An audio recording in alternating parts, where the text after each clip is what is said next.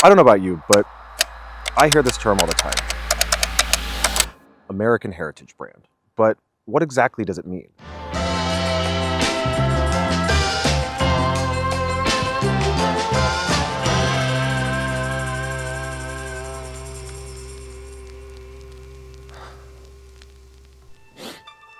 American heritage brand.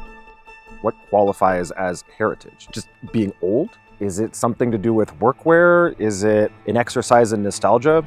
Does it point to something bigger that's a little bit more human? I think it's fair to say that a heritage brand is more than just something that's existed for a long time, right? I think we can all agree on that. Like, just because you stuck around doesn't mean that you're a heritage brand. For me, a heritage brand is about purpose, utility, longevity, and integrity. And that's ultimately what separates it from fashion. Ralph Lauren, that's heritage. Tom Ford, Marc Jacobs, incredibly talented, really, really, really great designers that I love dearly. I worked for Marc Jacobs for many years. They're incredible in what they do, but it's not heritage. You see the difference? Fashion is very much about, creating a moment in time, very specific zeitgeist kind of moment. Whereas a heritage brand does almost the opposite. And it does this thing that kind of transcends time and space. Because a good heritage product doesn't really need to reinvent itself every season. In fact, it shouldn't have to.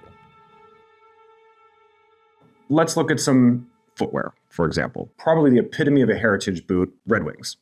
These ones are called the 2011s, originally made for workers of all kinds, miners, oil workers. That is a sexy boot, let's be honest. They are truly iconic. And then you compare them to something like the Balenciaga Triple S. Probably one of the most culturally significant shoes of definitely this decade, if not this century, for the moment. Obviously, there's things in the future. As innovative and as crazy as they look, they are very much tied to a certain time period. And that moment, very much a trend-driven thing. And that's the exercise of fashion, right? To create this moment of the zeitgeist. And a heritage product is much more in the baseline, just kind of cruising. Now, sometimes fashion can dip into the heritage space or look at and be inspired by the heritage space and use that language in their collections. A great example is probably the most iconic jacket of heritage workwear, period, the Carhartt Detroit jacket. This jacket has been knocked off by everybody. Look at this product campaign with Troye Sivan.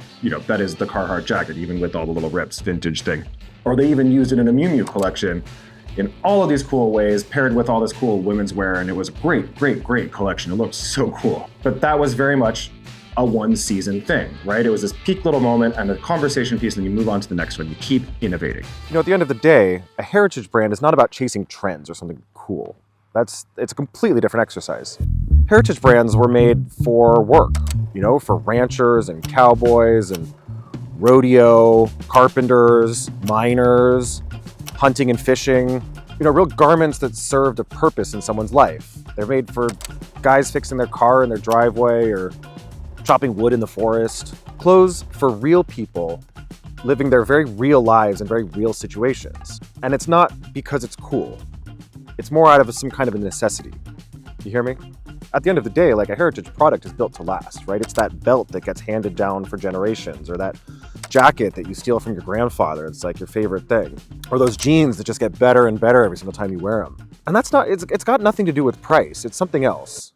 Double RL is selling jeans for $600, whereas Wrangler is selling them for $40. But they're both very much iconic heritage brands. So at the end of the day, a well-designed, good quality product is a good quality product. It doesn't really matter what the price tag says. It's more about how that item can kind of blend into your life. If you do it right, it can become this global phenomenon. And you can have skaters in Paris wearing vintage Carhartt, truckers in Australia wearing Red Wing boots, or all the cool Japanese streetwear kids wearing Levi's selvage jeans, because some things, they just work. And these big brands, right, these icons of American heritage, they're all really well established and they make incredible, unique products. Levi's, Stetson, Red Wing, Carhartt, Ralph. I could go on forever. They're all very much established, right? They're set in their ways, they're old. And that's what got me thinking. There's no one really working in that space.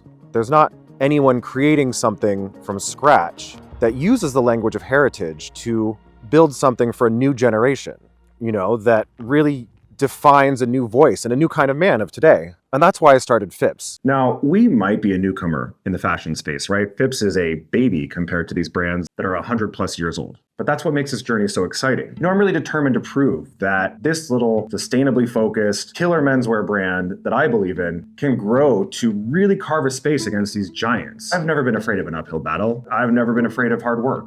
And I'm excited to share this journey with you guys and really bring you along while I chase this insane dream that I have. Because heritage at the end of the day is not about the past.